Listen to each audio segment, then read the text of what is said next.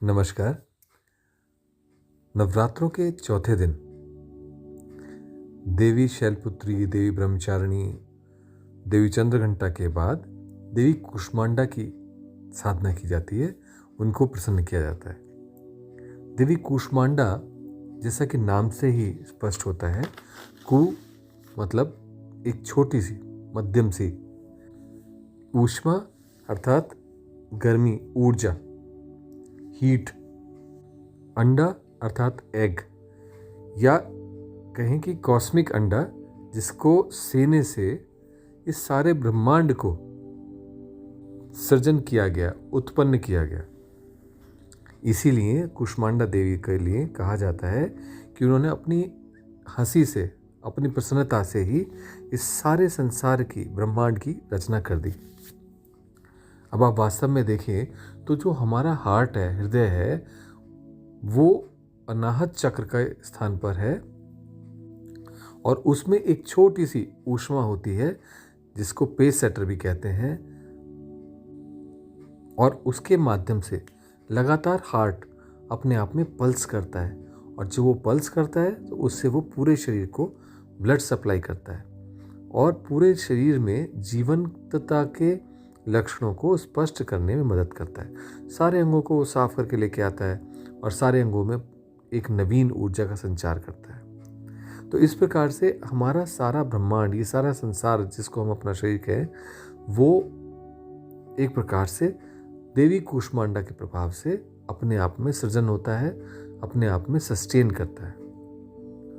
और हृदय के कारण से ही देवी कूष्मांडा प्रेम, करुणा, पॉजिटिविटी, एम्पैथी, ऐसे गुणों को हमारे अंदर भर देती हैं। और उनकी उपासना से, साधना से, क्योंकि वो अष्टभुजी भी कही गई हैं और बिल्कुल अस्टार की तरह से उनके 8 भुजाएं, जिसके कारण से उनकी पूजा से रोग, शोक सब दूर हो जाते हैं। आयु, यश, बल, आरोग्य और मानसिक एफ्लिक्शन से मुक्ति मिलते हुए समाज में श्रेष्ठ सम्मान की प्राप्ति होती है।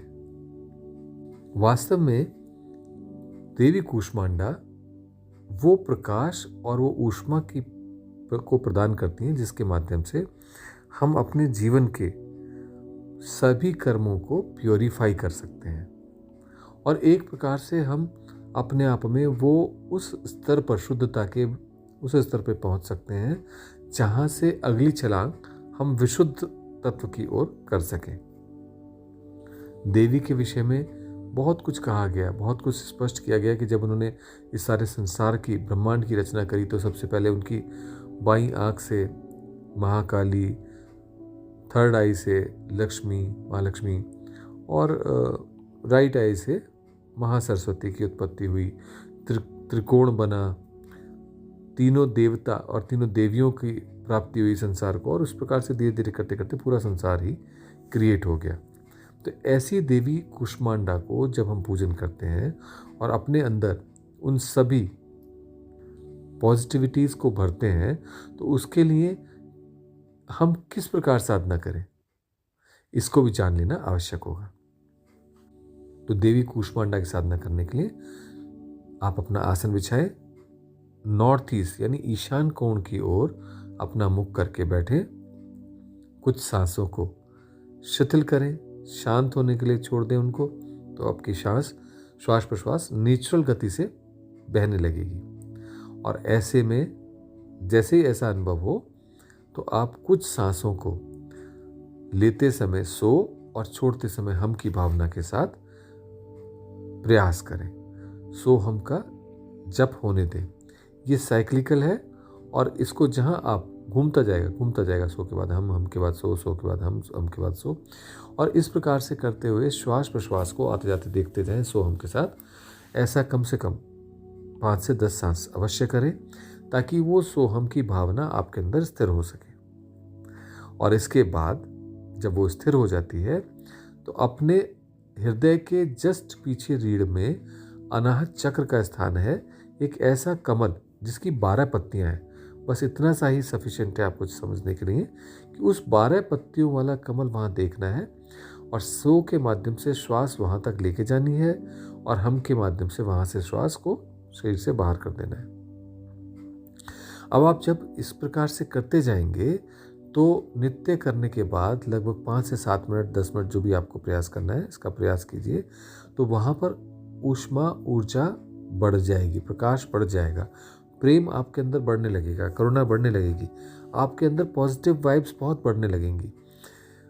तो ऐसे में आपको वहाँ देवी कूष्मांडा को बैठे हुए देखना है। अपने सिंह वाहिनी है, वो अष्टभुजी हैं, उनको देखना है, उनको प्रसन्न मुद्रा में देखना है और स्वतः ही आपके शरीर के सारे अंगों में चेतना का संचार बढ़ जाएगा, देवी कूष्मांडा की कृपा प्राप्त होने लगेगी। तो इसलिए पहला भाग आपको सक्रिय है जिसमें सोहम का ध्यान करना है और अनाज चक्र को चार्ज करना है, क्लीन करना है सोहम के माध्यम से।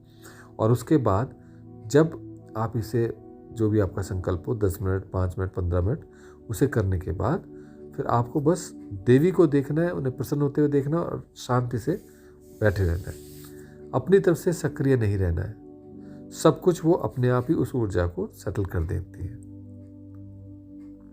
तो इस प्रकार देवी कूष्मांडा की कृपा प्राप्त करके अगले उच्च सोपानों की ओर हम गतिशील हो सकते हैं।